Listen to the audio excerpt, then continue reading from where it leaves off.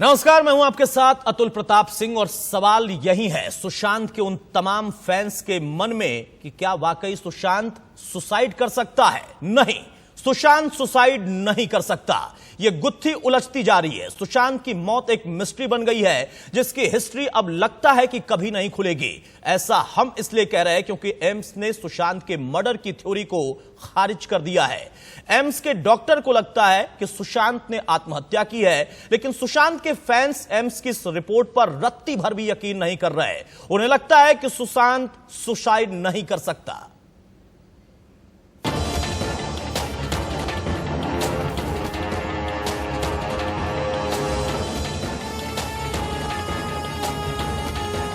Singh Rajput case में AIIMS की report आ गई है और वहां के एम्स पैनल ने कहा है कि मर्डर नहीं हुआ था। सुशांत सिंह का केस सिंपल सुसाइड का केस था और उन्होंने अपनी रिपोर्ट सीबीआई को सौंप दी है।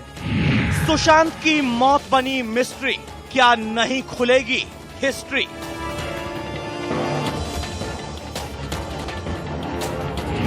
सुशांत की हत्या सुसाइड, जारी रहेगी फाइट।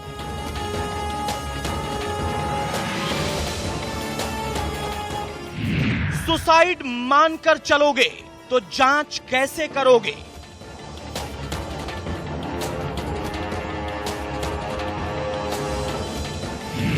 सुशांत सुसाइड नहीं कर सकता। मैं पहले से बोलते आ रहा हूं, ये हत्या है। मेरा दोस्त सुशांत सिंह राजपूत का मर्डर किया गया। कैसे इनका यही कहना है कि सुशांत सिंह की हत्या हुई है और हत्या की रिया चक्रवर्ती ने, जैसा इनका कहना है।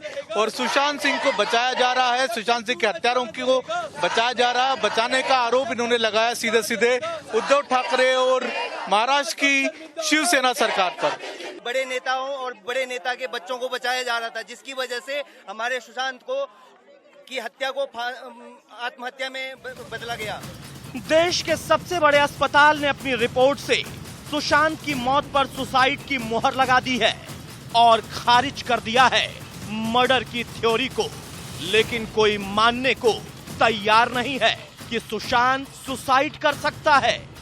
जिस रिपोर्ट का पूरे देश को इंतजार था कि सुशांत की मौत आखिरकार कैसे हुई, एम्स की रिपोर्ट में क्या आता है, और वह एम्स की रिपोर्ट अब आ चुकी है। एम्स की रिपोर्ट ने साफ साफ कह दिया है कि सुशांत की मौत जो हुई है वो सुसाइड की वजह से हुई है, यानी हत्या के मानने से एम्स ने भी इनकार कर दिया है। और यही वजह है कि जब से एम्स ने इस रिपोर्ट को साझा किया है सीबीआई के साथ, और जब रिपोर्ट बाहर आ गई है उसमें साफ साफ कहा गया है कि सुशांत की मौत जो है वह सुसाइड ही है, हत्या नहीं है। तब से सुशांत के जो दोस्त हैं, जो जानने वाले हैं या घर वाले हैं, कोई भी मानने को तैयार नहीं है कि सुशांत आत्महत्या कर सकता है। एम्स की फोरेंसिक टीम ने सीबीआई को जो फाइनल रिपोर्ट सौंपी है उसमें कहा है कि अभिनेता सुशांत सिंह राजपूत की हत्या नहीं हुई थी, ये आत्महत्या का मामला है।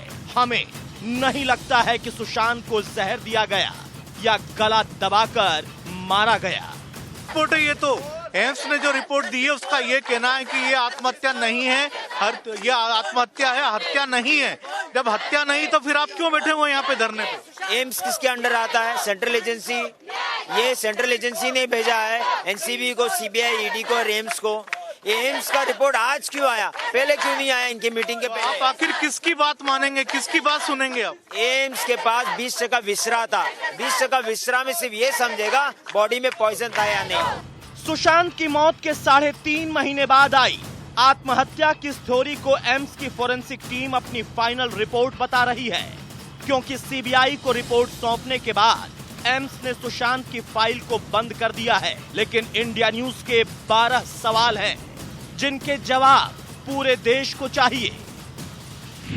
सवाल नंबर 1, एम्स की टीम ने सुशांत की आत्महत्या की थ्योरी को किस आधार पर तैयार किया है? सवाल नंबर 2, अगर सुशांत ने खुदकुशी की तो पोस्टमार्टम में मौत का समय क्यों नहीं लिखा गया? सवाल नंबर 3, सुशांत की गर्दन पर गोल गहरा निशान फांसी लगाने का था या गला घोंटने का? सवाल नंबर 4, सुशांत का पोस्टमार्टम नियम के खिलाफ जाकर आधी रात क्यों किया गया? सवाल नंबर 5, चाबी वाले को भेजकर ही दरवाजा सिद्धार्थ पिठानी ने क्यों खोला? ये असामान्य नहीं है। सवाल नंबर 6, दिशा सालियान की मौत से सुशांत की मौत का क्या कोई कनेक्शन नहीं बनता है? सवाल नंबर 7, दिशा की मौत के बाद से सुशांत के डरे रहने की बात क्या सरासर झूठ है? सवाल नंबर 8, क्या सुशांत को दिशा सालियान की मौत के कुछ राज वाकई नहीं पता थे? सवाल नंबर 9, दिशा की बॉडी का बिल्डिंग से बहुत दूर गिरना और 3 दिन बाद पोस्टमार्टम असामान्य नहीं? सवाल नंबर 10, दिशा के बॉयफ्रेंड रोहन राय ने आज तक अपनी जुबान क्यों नहीं खोली? सवाल नंबर 11, भविष्य की बड़ी योजना बनाने वाले सुशांत खुदकुशी कैसे कर सकता है? सवाल नंबर 12, क्या सुशांत के खाते के जरिए हुई धांधलियों का मौत से कोई संबंध नहीं है? और इन सब के बीच सबसे बड़ा सवाल यह है कि एम्स की रिपोर्ट आने के बाद क्या सीबीआई सुशांत की मौत को आत्महत्या मानकर आगे की जांच करेगी? क्योंकि सच तो यही है कि शुरुआत से ही मुंबई पुलिस हो या सीबीआई, सबने सुशांत की मौत को आत्महत्या मानकर ही अपनी जांच शुरू की। उसने कभी नहीं सोचा कि सुशांत की हत्या भी हो सकती है, क्योंकि अगर हत्या के एंगल से जांच की होती तो 45 दिन के बाद सीबीआई के हाथ यूं खाली नहीं होते।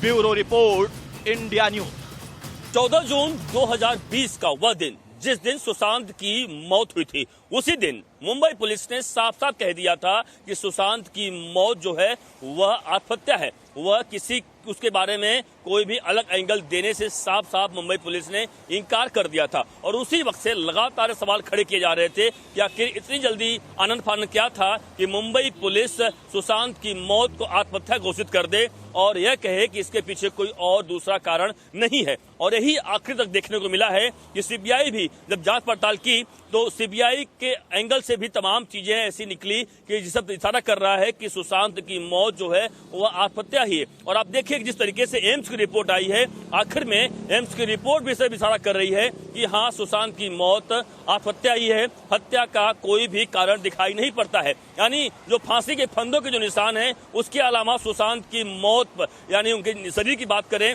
उसमें कोई भी दूसरा ऐसे निशान दिखाई नहीं पड़ रहे हैं जिससे यह समझा जा सके कि सुशांत की जो मौत है वह आत्महत्या नहीं बल्कि हत्या है। मैं विष्णु के साथ अभिषेक शर्मा, इंडिया न्यूज, मुंबई।